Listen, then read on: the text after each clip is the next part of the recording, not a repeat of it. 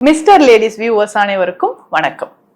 இந்த பதிவுல நம்ம என்ன பார்க்க போறோம்னா ஒரு முக்கியமான மூலிகையை பத்தி தான் பார்க்க போறோம். அது என்ன மூலிகை?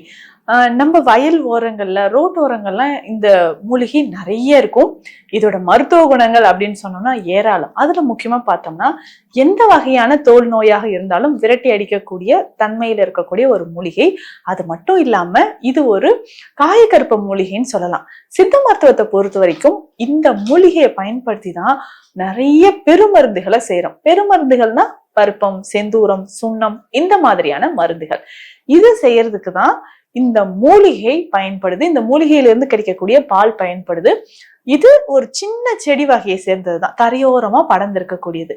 அந்த மூலிகை தான் அம்மான் பச்சரிசி அப்படின்னு சொல்றோம். இந்த அம்மான் பச்சரிசி மூலிகை தெரியாதவங்களே இருக்க முடியாது.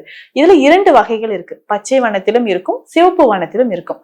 பொதுவாக சித்த மருத்துவத்துல இந்த மூலிகைகள் கருப்பா இருக்கிறது, சிவப்பா இருக்கிறது எல்லாம் பார்த்தோம்னா கொஞ்சம் அதிக வீரியம் இருக்கக்கூடியதாக இருக்கும். முக்கியமான மருந்துகள் செய்யும் போது சிவப்பு அம்மான் பச்சரிசி இந்த மூலிகையை சேர்த்து நம்ம செய்யறோம். அதாவது தோல் நோய்களுக்கு.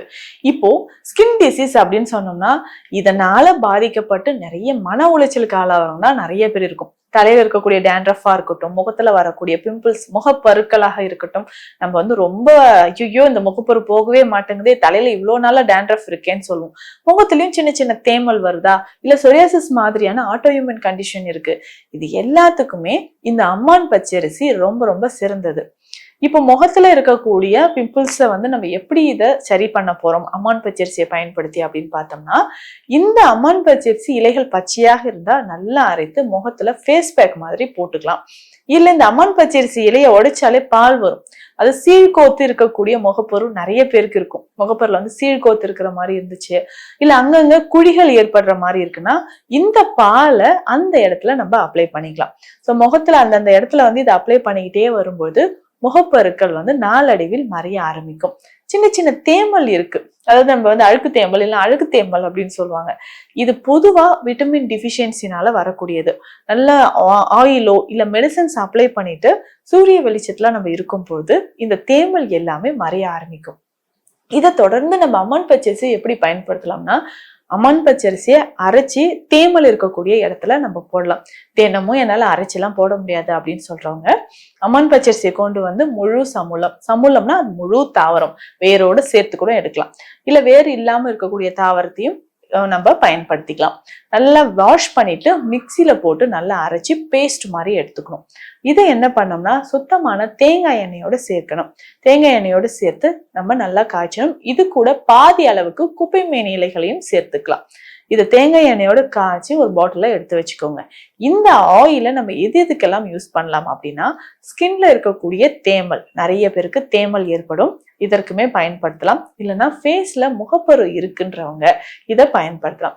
டேண்ட்ரஃப் இருக்கு அப்படின்றவங்க இது கூட கொஞ்சம் வெங்காயம், சின்ன வெங்காயம் சேர்த்து காய்ச்சி எடுத்து வச்சுக்கலாம். இந்த எண்ணெயை டேண்ட்ரஃப் இருக்கிறவங்க தலைக்கு மட்டுமே யூஸ் பண்ணிக்கலாம். அந்த அளவுக்கு ஒரு முக்கியமான ஒரு மூலிகை தான் இந்த அம்மான் பச்சரிசி.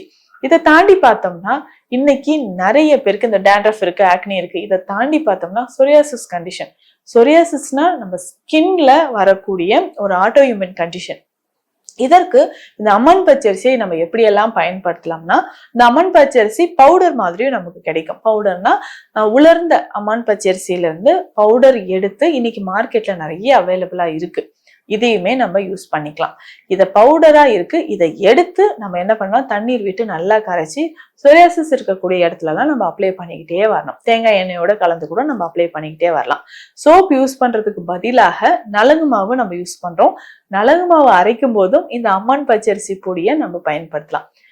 தோல் நோய்கள் அப்படின்னாவே சித்த மருத்துவத்தில் பயன்படுத்தக்கூடிய ஒரு குழி தைல வகையாக இருக்கட்டும், இல்ல சூர்ணமாக இருக்கட்டும், இதுல முக்கியமா சிவனார் வேம்புன்ற மூலிகை பயன்படுது. இந்த சிவனார் வேம்பு இந்த மூலிகையோட சம அளவு அம்மான் பச்சரிசியை நம்ம சேர்த்து பயன்படுத்தணும்னா எக்ஸலண்டான ஒரு ரிசல்ட் கிடைக்கும். நிறைய பேருக்கு பார்த்துருக்குறோம், காலில் பாத வெடிப்பு இருந்துகிட்டே இருக்கும், ஸ்கின்ல வெரிகோஸ் வெயின் இருந்துகிட்டே இருக்கும். இதற்குமே இந்த அம்மான் பச்சரிசியை பயன்படுத்தலாம். பச்சை இலைகளாக இருந்ததுன்னா அது கொண்டு நல்லா அரைக்கணும். அரைச்சி கால் பாதங்கள்ல வெடிப்பு இருக்கிற இடத்துல அப்ளை பண்ணிக்கலாம். ஒரு சிலருக்கு ஃபங்கல் இன்ஃபெக்ஷன் இருந்துகிட்டே இருக்கும். அதாவது கால் விரல் இடுக்குல வெள்ளையா அல்சர் இருக்கும், புண்கள் இருக்கும். அடுத்தது பார்த்தோம்னா தொடை இருக்கு, அதுக்கப்புறம் ஆம்பிட்ஸ், அக்கல் பகுதிகள் எல்லாமே ஃபங்கல் இன்ஃபெக்ஷன் இருந்து அது படை மாதிரி படர்ந்துகிட்டே போகுதுன்னு சொல்லலாம்.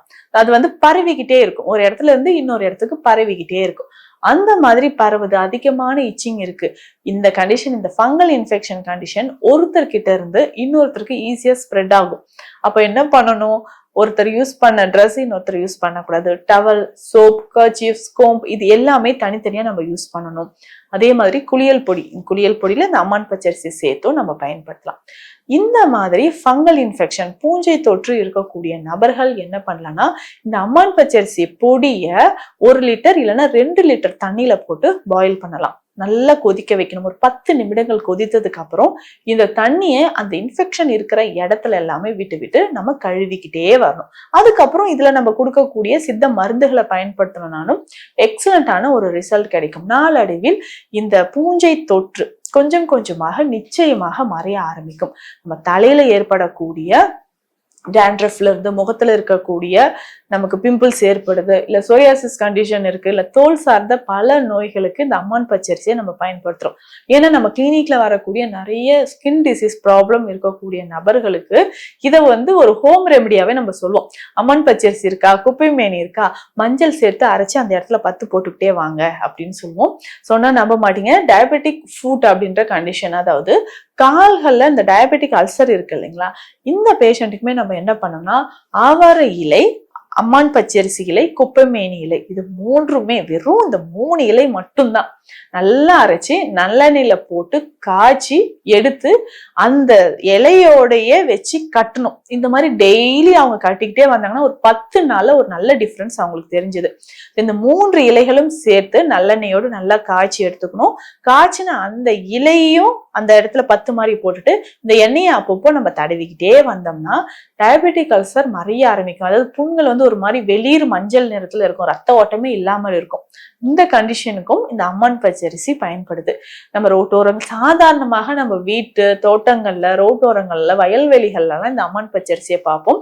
முக்கியமாக பெண்களுக்கு பால் சுரப்பை தூண்டுவதற்கு இந்த அம்மான் பச்சரிசி பயன்படுது. இலைகளை நல்லா அரைச்சி பெண்களோட மார்பகங்களை 10 போட்டுட்டு வந்தோம்னா பால் சுரப்பை இது தூண்டும். அந்த அளவுக்கு பிரசித்தி பெற்றது இந்த அம்மான் பச்சரிசி. உடல்ல அதிகமான வேர்வை இருந்தாலும் சரி, தோல் நோய்கள், தேமல் பிரச்சனைகள் இருந்தாலும் இந்த அம்மான் பச்சரிசியிலேயே நான் சொன்ன மாதிரி பயன்படுத்தலாம். இவ்வளவு சிறப்பு வாய்ந்த அம்மான் பச்சரிசியை பத்தி இந்த பதிவுல பார்த்தோம். இதே மாதிரி பயனுள்ள இன்னொரு மூலிகையை பத்தியும் அடுத்த பதிவில் பார்க்கலாம். நன்றி.